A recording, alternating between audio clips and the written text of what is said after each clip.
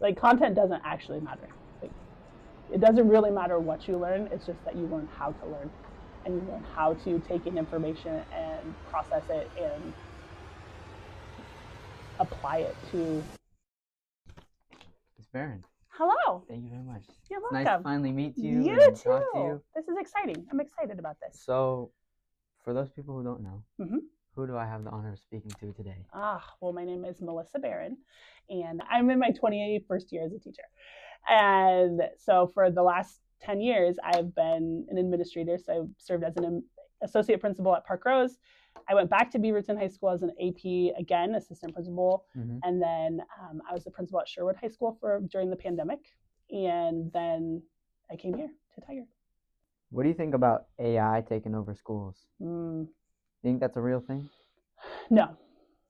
I think that AI will become a tool that we utilize pretty heavily and extensively in school. I don't think it's going to take over because nothing can replicate this. And the brain develops critical thinking skills and things that can only be done with humans. I don't think that we're going to all of a sudden become a place where like robots are teaching us, like that we're just looking at a screen and they're imparting knowledge, because I don't think that that's really what learning is. I think like content doesn't actually matter. Like, it doesn't really matter what you learn. It's just that you learn how to learn, and you learn how to take in information and process it and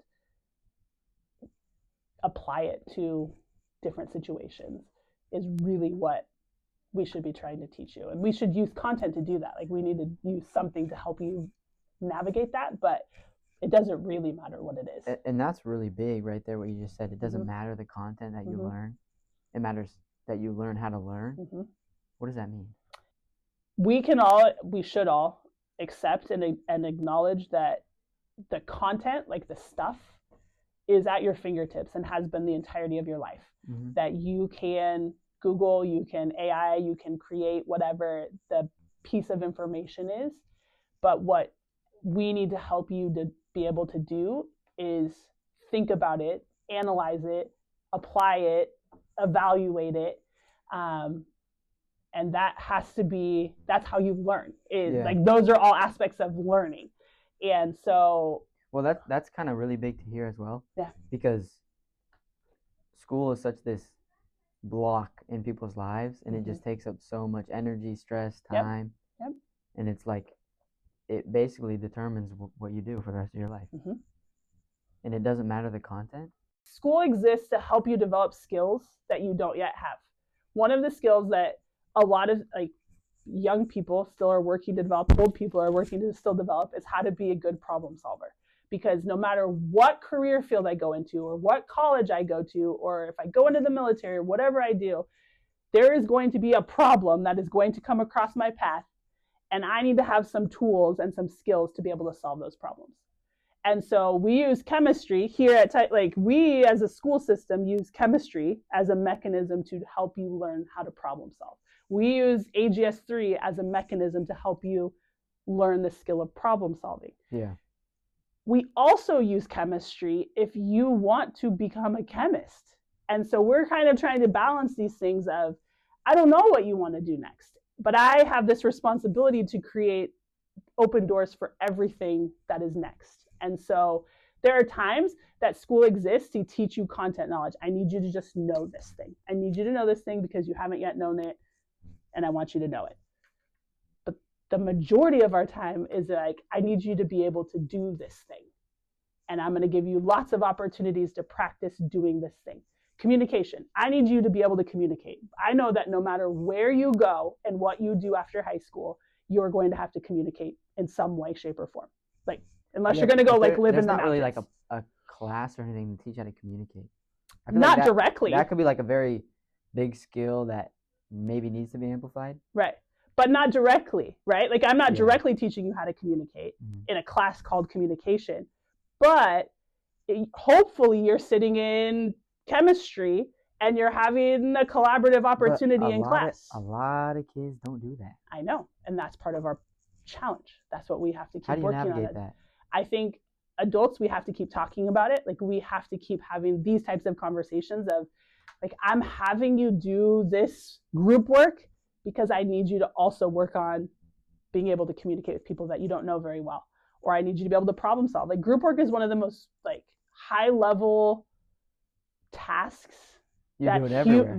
And you do it everywhere, and you will do it everywhere. Mm-hmm.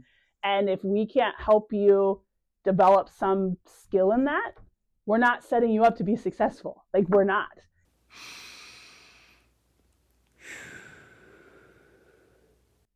Do you have advice for me? Ask questions. Push people to be like, wait, why have we been just sitting here listening to you talk? Yeah. I have been in a professional, like, I have 2 college degrees, like, I would deem myself, like, on the world standards, like, successful, right? I have never sat in something where somebody has talked at me for 8 straight hours. Yeah. Right. I also know that people come here sometimes and have a day where they spend the entirety of their day with someone talking at them. Because then you're not really learning social skills or anything. You're learning how to sit there and you're learning how to be compliant. Yeah. I think there was a time, like, when education, I don't know, maybe 30 years ago, was that. Like, when the internet didn't exist and when we didn't have information easily accessible, teachers were that. Like, they were the vessel by which knowledge was communicated and delivered. But that isn't the case anymore. Yeah. Like, you can find the content yourself. And I applied for the principal position because I really enjoy being a principal. It's really fun. And so here I am. And you love I love everything about it. I really do. Even when it's really hard. There's a lot of really hard things that come with this position and come with this role. But at the end of the day, like, because probably of my personal experience of knowing how powerful education can be in life, that I enjoy it. Like, I know that this is, like, we have this such amazing opportunity to change the trajectory of kids' lives by what we do every day, by showing up and creating learning opportunities and experiences and things like that. Melissa Barron, thank you so much for your time. You're so welcome. I really do appreciate that. My pleasure. I can say